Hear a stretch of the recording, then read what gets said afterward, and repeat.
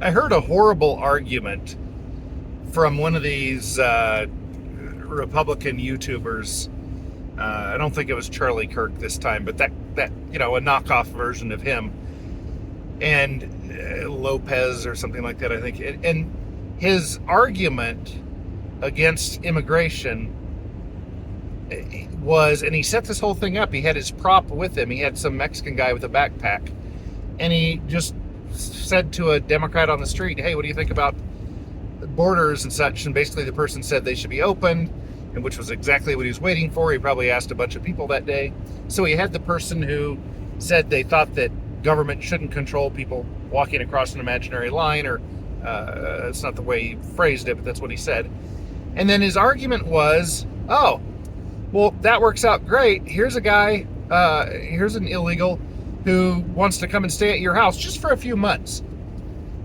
Okay, point made, but a horrible, horrible disanalogous point.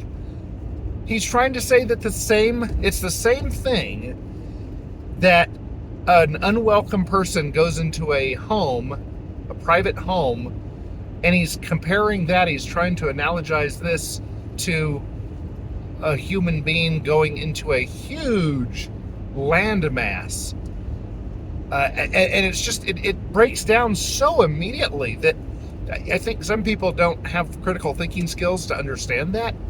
But, oh my gosh, that breaks down immediately. It's like, you're an idiot. This conversation is not going to go anywhere. Obviously, you set it up by finding a Mexican friend who had a backpack and having him stand there so that you could make this brilliant point and get a lot of clicks. And you're probably getting a lot of clicks. And I'm sure that everybody who gets their marching orders from Fox News is just loving it. Oh, that guy is making such a good point. And then another day or two later, another YouTuber will make exactly the same point with this, the same analogy, and they'll fall for that, not realize that it's just a complete lack of critical thinking. It's irrational, illogical. It doesn't follow. So what is the difference here? Well, the difference is a home is a privately owned thing. You can own your own home. And when I say own it, I'm not just referring to having title to it, like you are everybody agrees that you are the owner of it, but you can be a renter who owns rights to it for a specified period of time. And then I consider that being the home owner. You own the home for this month because you're renting it. So you have the right to refuse access to people. You can say, no, this is my property. You don't get to use it. And you're perfectly morally allowed to use force to stop people from using your property if you don't want them to. The difference with a country, in a country, I think in this term, the word country is bad because it means so many different things. But I think what people say when they talk about a border, the border is to a land mass.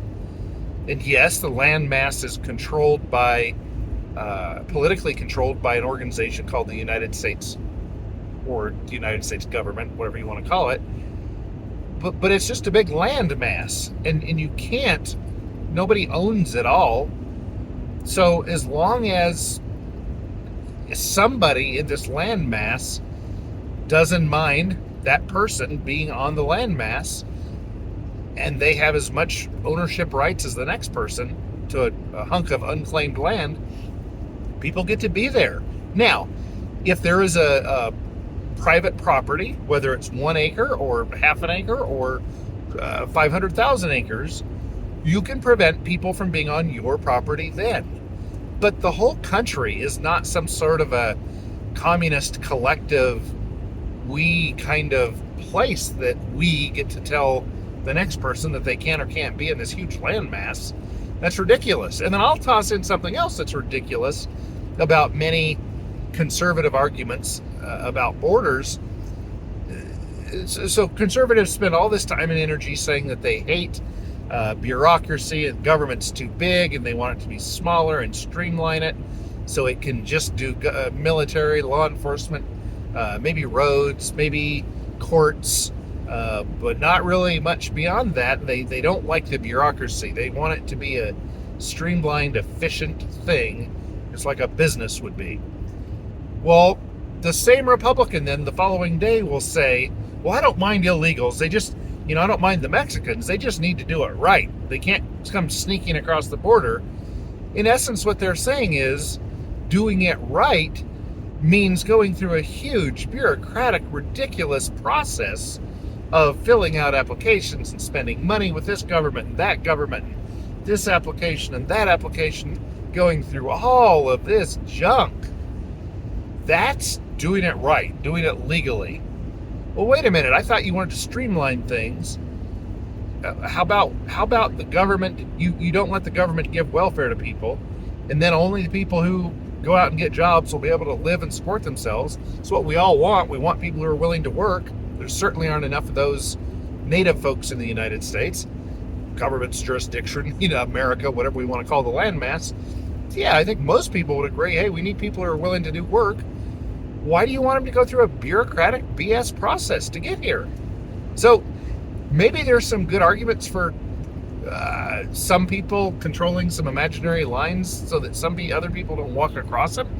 Maybe there are some arguments for that, but golly gee whiz, the two I've addressed are not good arguments. Like, get your arguing skills and your critical thinking together before you come at rational, intelligent people with arguments. Like, have yourself squared away. Don't use that junk. It doesn't work.